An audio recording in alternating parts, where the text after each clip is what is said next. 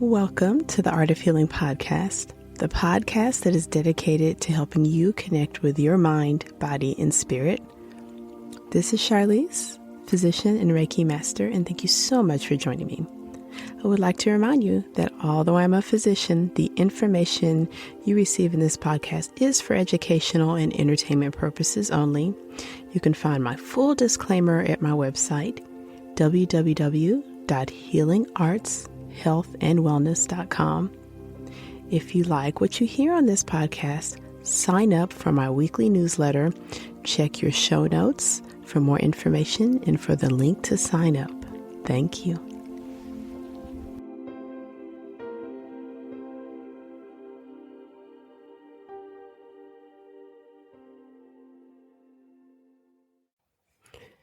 Welcome back to the Art of Healing podcast. This is Dr. Charlize, and thank you for joining me for this week's episode, which is a beginner's guide to chakras. So during this episode, we're going to do an overview of the 7 major energy centers in the human body, which are also called chakras. We'll go into some of the anatomy or physical structures that are associated with each chakra. Then we'll talk about what each chakra does for us as far as our emotional and energy balance, as well as our spiritual experience. Towards the end of the podcast, I do have a few announcements. One of those is a chance for us to connect live. I'm going to be hosting a live masterclass next week. And if you would like to join me, I will put the links to that masterclass in the show notes. And then the second is this podcast is being created for both the podcast world and the YouTube world. So if you would prefer the visuals with slides so that you can see this as we're going along, I will place the links to my YouTube channel as well, so that if you prefer the visual summary of that. There is also a written form of this, which is an article that I posted, and I'll put links for that article as well. So that makes it a little bit easier to follow along in a way you prefer. So if you'd rather listen or you'd rather read. And then towards the end of the show, we'll talk about the chance for us to connect live next week. All right, let's get started. You've probably heard the phrase blocked chakra, or my energy's blocked, or, feeling in my gut, having butterflies in the stomach. You've probably heard these terms forever throughout your whole life. I know I certainly had. And I first learned about the chakra system after I'd practiced medicine for probably about 10 years. So I'd completed my traditional medical school training and had practiced on humans for many, many years before I'd even heard the term chakra. I know I'd seen the pictures. I vaguely knew that it was related to the practice of yoga, but it wasn't until I began to study yoga formally and eventually earning my 200-hour yoga training, and then starting my Reiki journey with becoming certified in Reiki, that I began to learn what a chakra was, and that this information is important for us to understand our minds and our bodies and our spirits.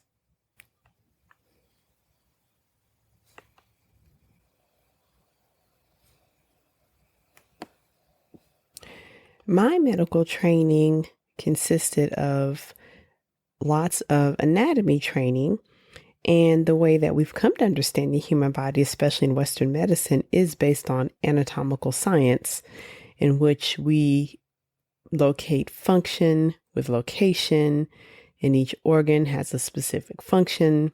The organs are able to talk to each other through nerves. Organs are supplied by blood from arteries. The organs are cleansed by the vein and the lymphatic system. But from that purely scientific standpoint, which is how I had practiced medicine for 10 years before I'd even heard of the chakra system, it's very black and white. So there's your brain, there's your lungs, there's your heart, and each has a very specific function. And the way that we diagnose and treat illness in traditional medicine is that we don't acknowledge anything other than the physiologic function of each one of these organs.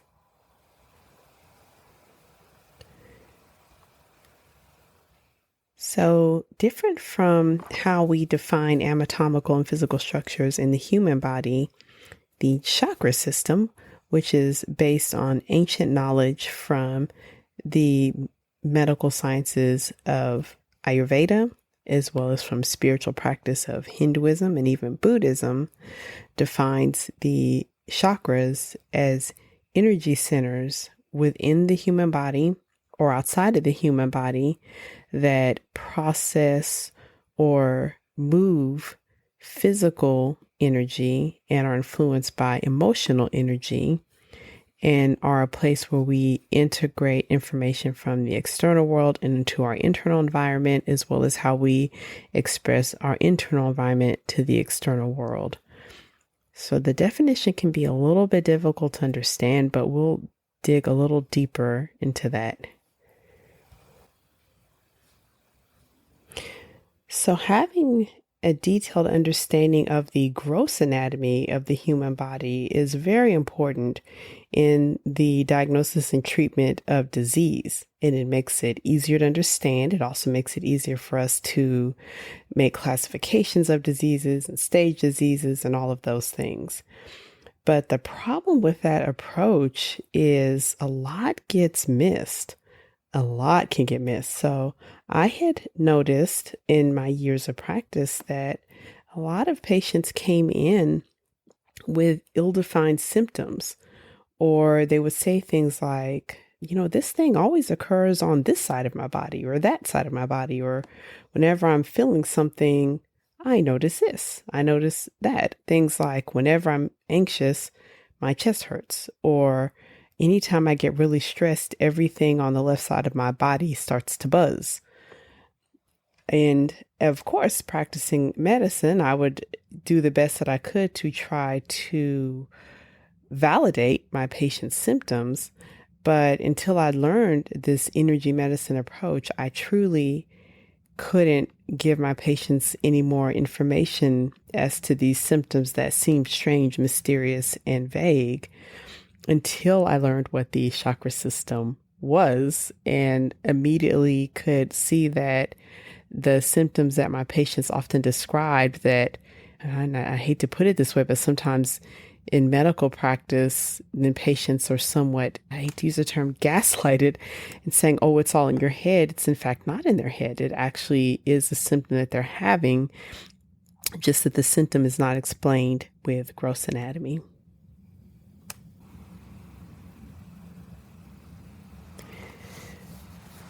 So let's borrow some definitions of what a chakra is. According to best-selling author from Sounds True, Cindy Dale, chakras are subtle energy organs that manage the flow of energy related to all parts of our lives.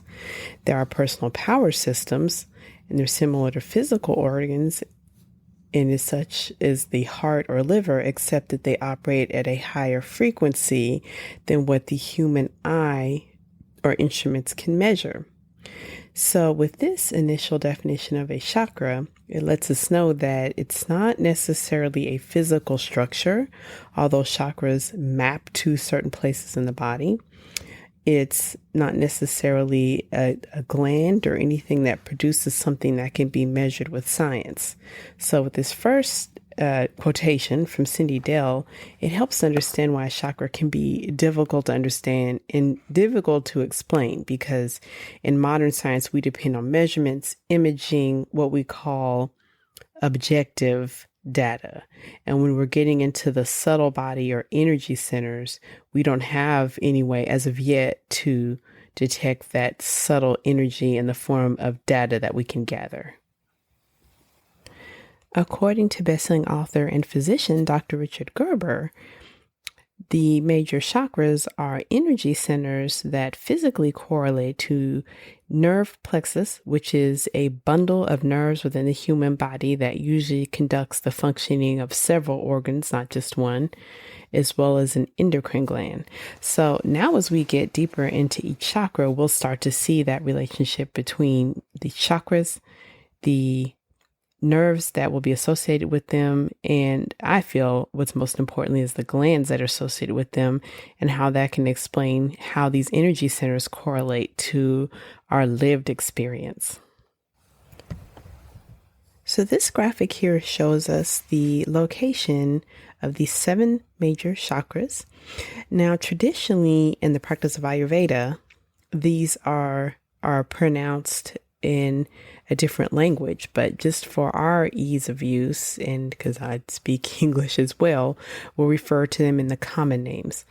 So this graphic shows us the 7 chakras, and you can see that there's the first chakra, which is the root chakra, which is located at the base of the spine.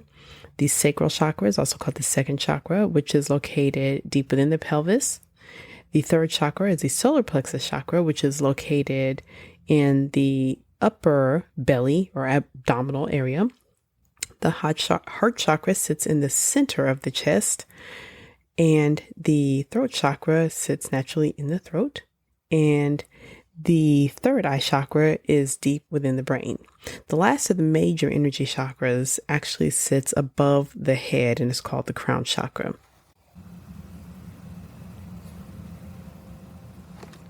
The first chakra is called Muladhara.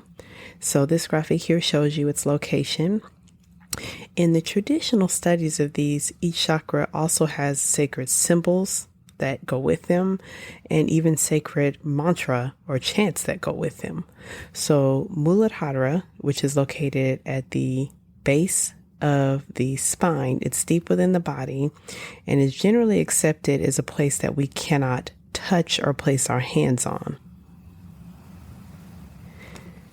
Physically, the root chakra can be associated with the lower back, the hips, the legs, knees, and even feet, and is spiritually and emotionally associated with physical identity, stability, being grounded.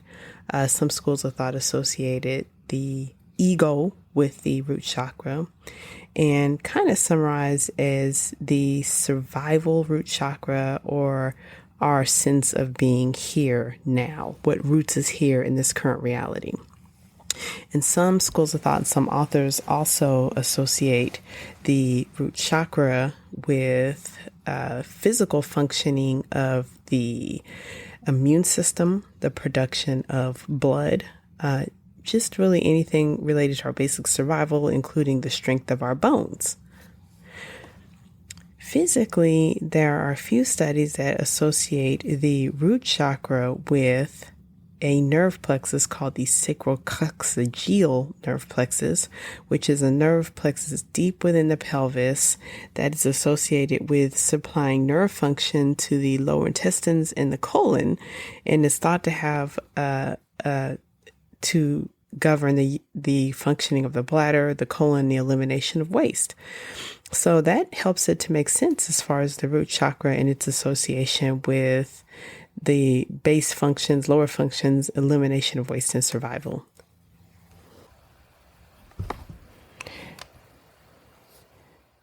When the root chakra is well aligned and open, or the energy is well balanced, it's thought to make us feel well, to make us feel grounded, to have a good amount of energy where we can do the things that we want to do without having too much or being overstimulated. And since we are practicing and getting our beginner's guide to chakra exploration, a positive mantra that you can take with you is that I can't grow from an unsteady foundation. So meaning that if your root chakra is not steady and flowing well, that you can't grow and thrive.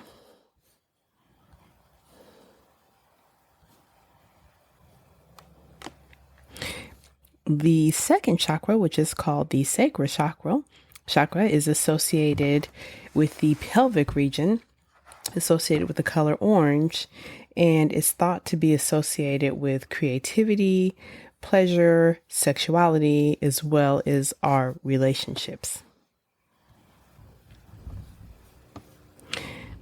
The sacral chakra is closely tied to the organs of reproduction. So, as far as the glands are associated with it, that would be the ovaries or the testes. And that actually makes sense as far as the sacral chakra's association with reproduction. And that has an interesting link to our ability to be creative. When our sacral chakra is well balanced, it's thought that we have ability to create and as well as ability to connect in our relationships, particularly our close relationships and our intimate relationships. And if it's not well connected, that we may express trouble there. And one of the biggest issues that I hear in practice would be pain in the pelvis, chronic pelvic pain for women, and erectile dysfunction in men.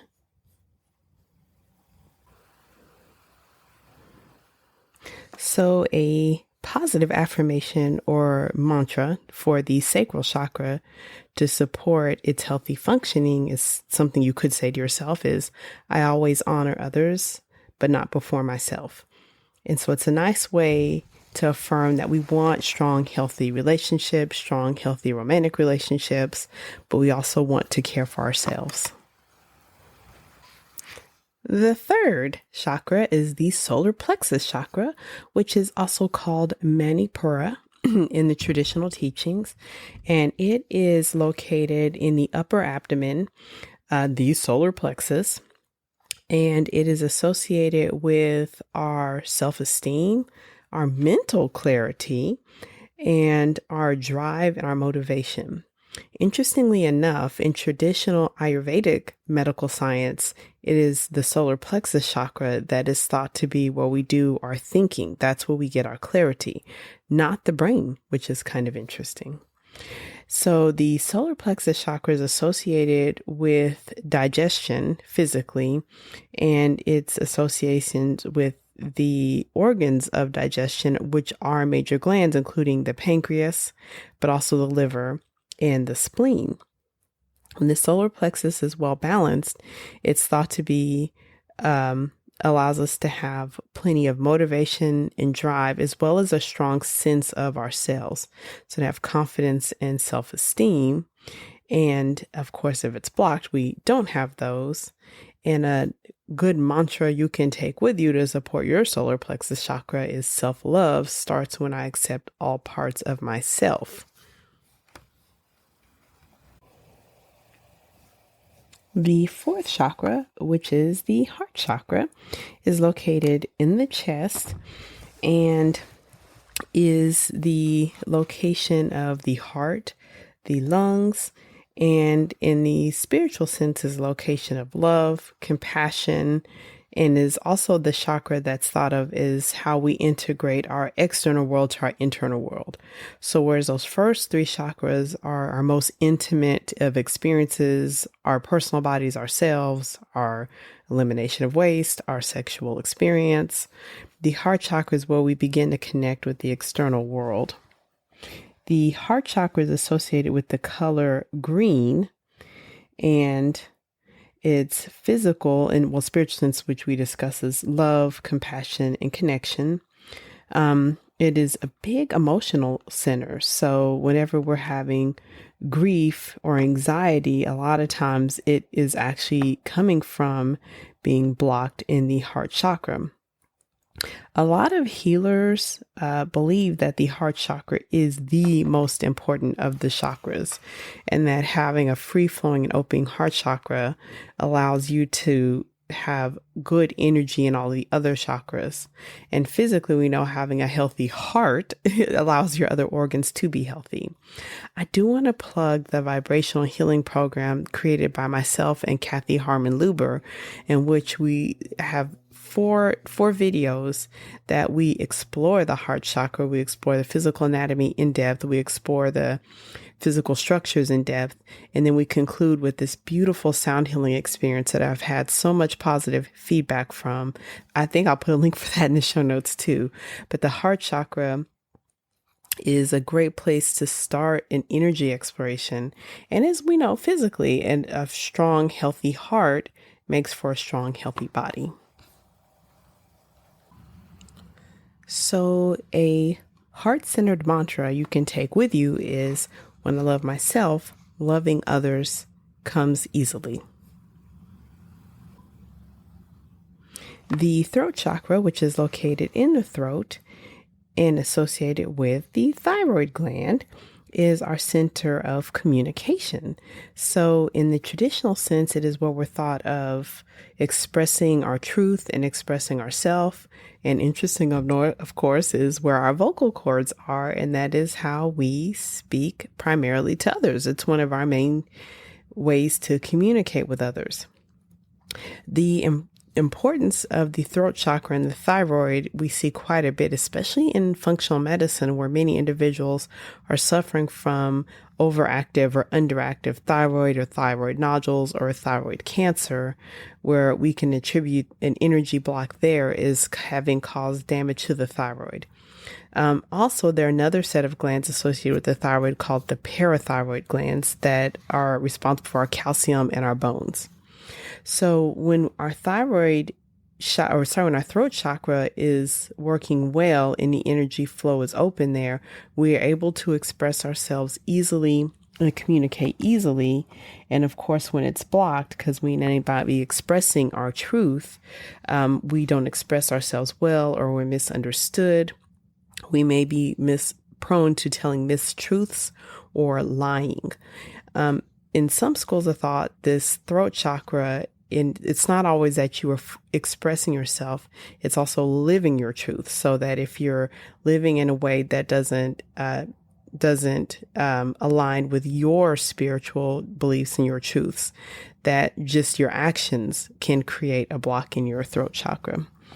And a positive affirmation we can take for the throat chakra is, I speak my truth always. The sixth chakra is the third eye chakra, and it is located within the brain.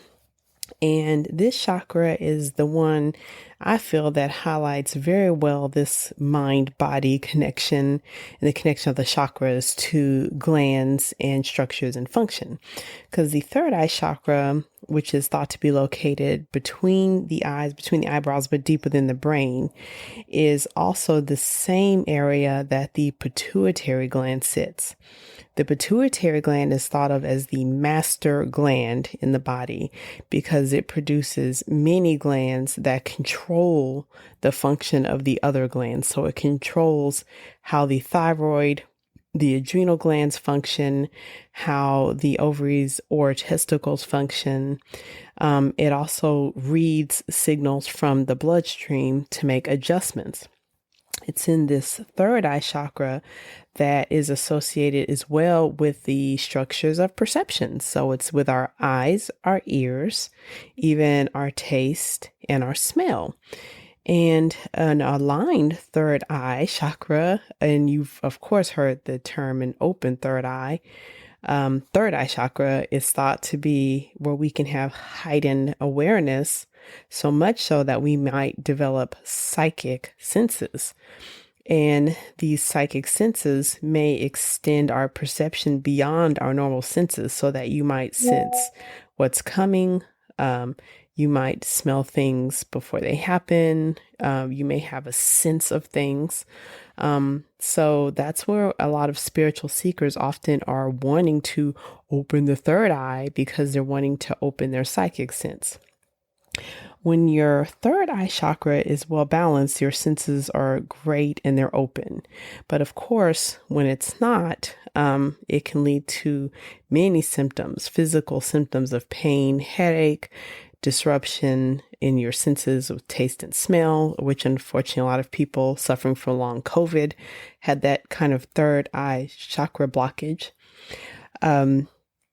And a mantra that supports the third eye being open is, I am open to exploring what I cannot see. So just a reminder of, we don't all have to be fully psychic, but we can all benefit from having an open third eye. The last of the energy centers that we'll cover is the seventh chakra, or the crown chakra, which is actually an energy center that lies outside of the body. most spiritual metaphysical scientists located somewhere above the head, maybe 6 inches up to a foot above the head.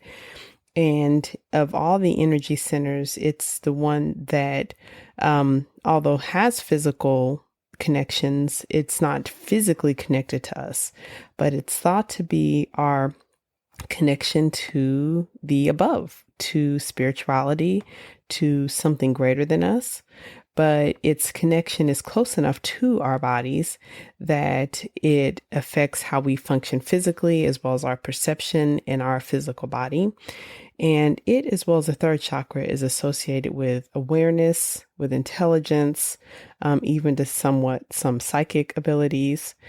And although it doesn't have a physical connection, not thought of, I often associated the crown chakra with a couple of glands, the pineal gland. The pineal gland is a gland within the brain that actually resides close to the pituitary gland, but above it. And it's a gland that conducts our circadian rhythms. So it's a gland that governs when we go to sleep and when we will wake up, as well as some other functions. And the crown chakra, the mantra that can be associated with it for a healthy crown chakra is, I'm a vessel for love and light.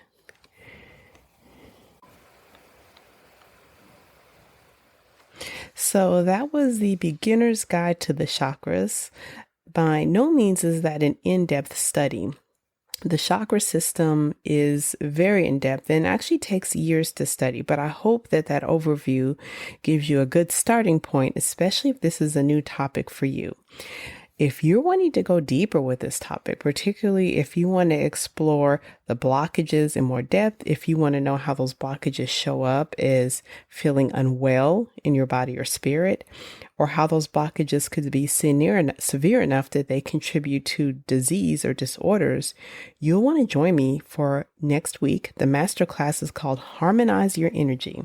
It's scheduled for February 24th, 2024 at noon Central Standard Time.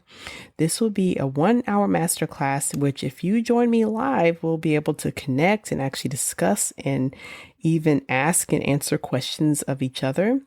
During this masterclass, we're going to cover these chakras in more depth, and we'll go more into that connection between the glands, the nerves, and again, how those can show up as blockages. And we'll even have time to discover teeny tiny steps you can make now to align your energy. So in your show notes, if you want to connect, please sign up, and I'll be emailing the details further on that masterclass. And if you sign up live, how we'll be able to connect and we can actually discuss and talk about this more. Well, thank you for joining me for this beginner's guide to the chakras. It was so great to connect with you, and I will connect with you next week. Have a great rest of your day. If you enjoyed this episode, please like, share, and subscribe. If you are watching on YouTube, please give me a comment, a shout out, a like, and share with your friends and family. Thank you.